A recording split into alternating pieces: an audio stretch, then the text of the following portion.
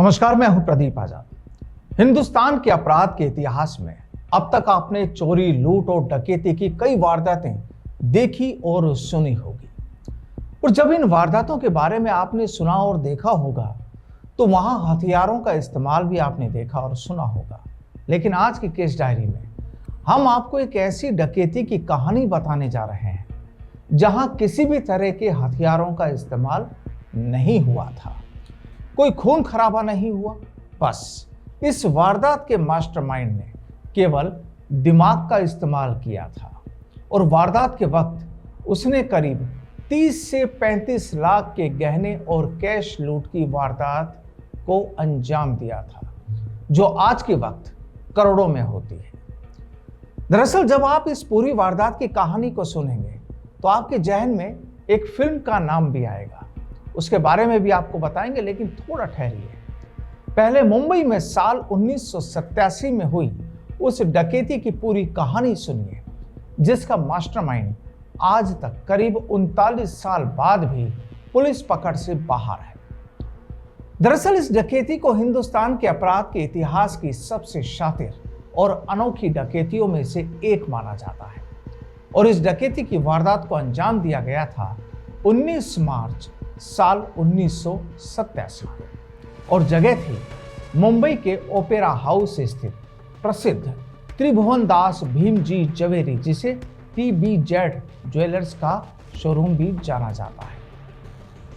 तो चलिए अब आपको तफसील से बताते हैं इस अनोखी डकैती की पूरी कहानी, जो बिना किसी हथियार, खून खराबे या हिंसा के हुई। दरअसल इस वारदात की मूल स्क्रिप्ट लिखना शुरू हुई जब जाने माने एक अंग्रेजी अखबार में 17 मार्च 1987 को एक क्लासिफाइड विज्ञापन निकला।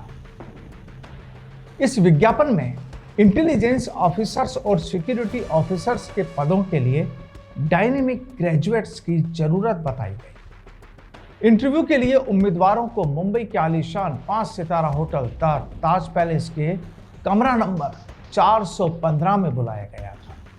उम्मीदवारों की भारी भीड़ उमड़ने के कारण और होटल मैनेजमेंट की आपत्ति के बाद विज्ञापन देने वाले शख्स ने पास के नरीमन पॉइंट स्थित मित्तल टावर्स में एक अस्थायी कार्यालय किराए पर लेकर इंटरव्यू की प्रक्रिया पूरी की। दरअसल यहां पर बुलाया तो गया था होटल ताज पैलेस में, लेकिन जब युवाओं की तादाद वहां पर बढ़ी जिन्होंने उस विज्ञापन को पढ़ा और विज्ञापन को देखा और अधिकारी बनने की जब उनकी लालसा जागृत हुई, उसके बाद जब वो काफ़ी तादाद में वहाँ पर पहुँचे तो जो होटल का जो मैनेजमेंट था उसने आपत्ति दर्ज कराई और उन्हें वहाँ पर रोका, जिसके बाद इस नए ठिकाने को उस शख्स ने किराए पर लिया अस्थायी तौर पर। अब यहाँ जो विज्ञापन देने वाला था उस शख्स ने अपना नाम बताया था मोहन सिंह। अब इंटरव्यू के दौरान मोहन सिंह ने करीब 26 योग्य युवाओं को नौकरी के लिए चुना। उन्हें बाकायदा जाली सरकारी अशोक चिन्ह वाले पहचान पत्र यानी ID कार्ड्स सौंप दिए गए, ताकि उन युवाओं को पूरा भरोसा हो जाए, विश्वास हो जाए कि वे सरकार के लिए चुने गए हैं, यानी सरकारी अधिकारी बन चुके हैं। इधर इन युवाओं में भी खुशी थी कि उन्हें नौकरी मिल गई। बहरहाल अब बारी थी असल खेल की, और जिसे खेलना था मोहन सिंह को, और उसने खेला भी बड़े शातिराना अंदाज में। दरअसल 26 युवाओं को एक ही दिन में इंटेलिजेंस अधिकारी बनाने के बाद शातिर मोहन सिंह ने उन्हें गेटवे ऑफ इंडिया के पास इकट्ठा होने को कहा। दरअसल पहले से ही उसने बस किराए पर ली थी और सभी को बताया कि वे एक मॉक रेड यानी छापे का अभ्यास, यानी एक ट्रेनिंग के रूप में, एक ट्रेनिंग के हिस्से के रूप में एक बड़े ज्वेलरी शोरूम पर छापेमारी करने जा रहे हैं। दोपहर करीब 2:15 बजे ये बस ओपेरा हाउस स्थित त्रिभुवन दास भीमजी जवेरी के शोरूम के सामने रुकती है। मोहन सिंह अपने 26 स्टाफ के साथ शोरूम के अंदर दाखिल होता है और वो शोरूम के मालिक प्रताप भाई जवेरी को एक जाली सर्च वारंट दिखाता है। एक सोची समझी साजिश के तहत जब मोहन सिंह ने कहा कि सीबीआई की टीम रेड डालने आई है, तो ओपेरा हाउस का जो मालिक था प्रताप जावेरी, वो बेहद डर गया और इसी वजह से उसने किसी प्रकार का कोई विरोध नहीं किया। हो सकता है अब आपको कुछ इस तरह की वारदात पर बनी फिल्म का नाम भी ध्यान आ गया हो। खैर, वो आप बताइएगा। फिर आगे क्या होता है पहले वो जान लीजिए।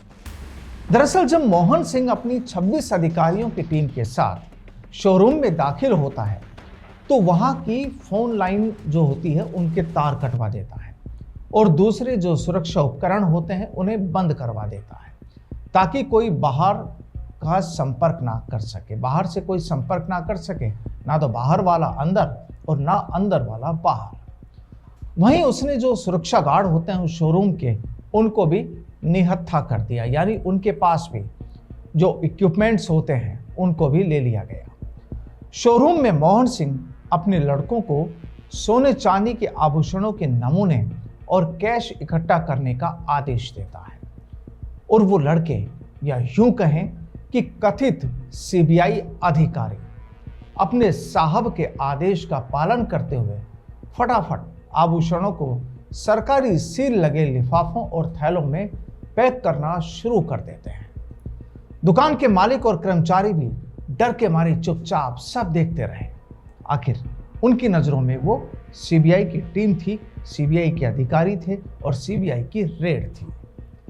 अब बैग पैक होने के बाद जब उनके सीबीआई के जो कथित अधिकारी होते हैं, कथित जो लड़के थे, उन्होंने जब सारे बैग कर लिए, उसके बाद मोहन सिंह ने दुकान के कर्मचारियों और अपने नए लड़कों को सख्त हिदायत देता है कि वे काउंटर पर ही निगरानी रखें और किसी को अंदर बाहर ना जाने दें। वो कहता है कि वह पास की एक और दुकान की जांच करने जा रहा है और थोड़ी देर में वापस लौटेगा। दरअसल मोहन सिंह अपने साथ वो सारे बैग्स जिनमें गहने और कैश होता है ले जाता है। दरअसल यहां स्टोर के मालिक प्रताप जावेरी सीबीआई की इतनी बड़ी टीम को देखकर बेहद घबरा जाते हैं।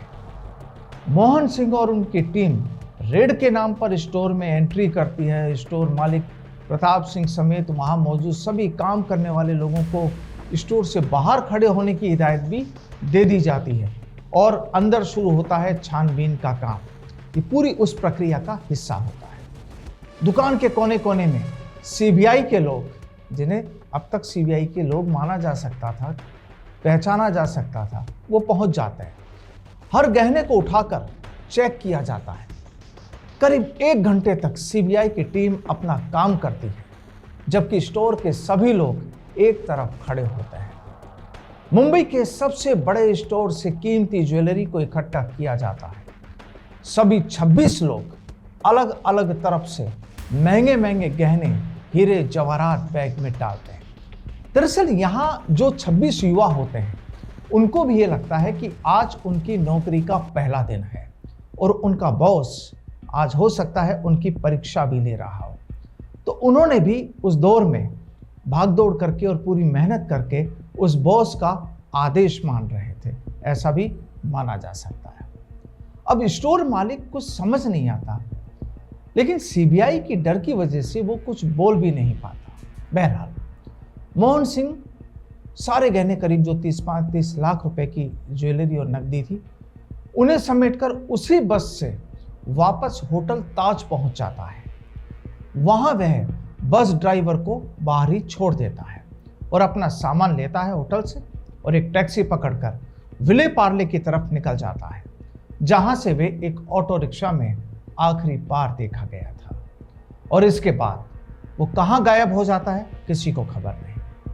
अब दूसरी तरफ दुकान में मौजूद नकली सीबीआई टीम और शोरूम का जो मालिक होता है वो लगभग आधे से 1 घंटे तक मोहन सिंह का लौटने का इंतजार करता रहता है, क्योंकि मोहन सिंह उन्हें बोलकर जाता है कि वो बगल की दूसरी दुकान पर भी जांच करने जा रहा है, वहां से वो वापस लौटेगा।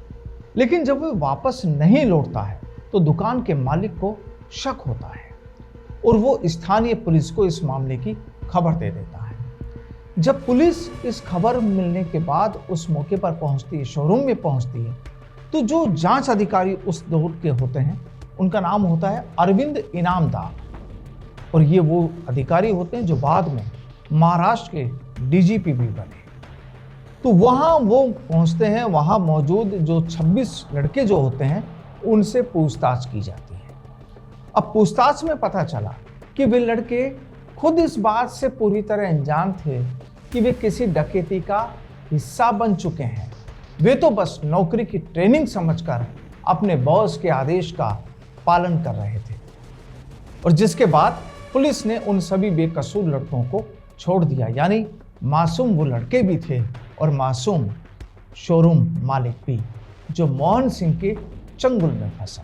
बहरहाल मुंबई पुलिस और जांच एजेंसियों ने भारत के साथ साथ विदेशों में भी जाल बिछाया मोहन सिंह को पकड़ने के लिए, लेकिन मोहन सिंह का कोई सुराग नहीं मिला।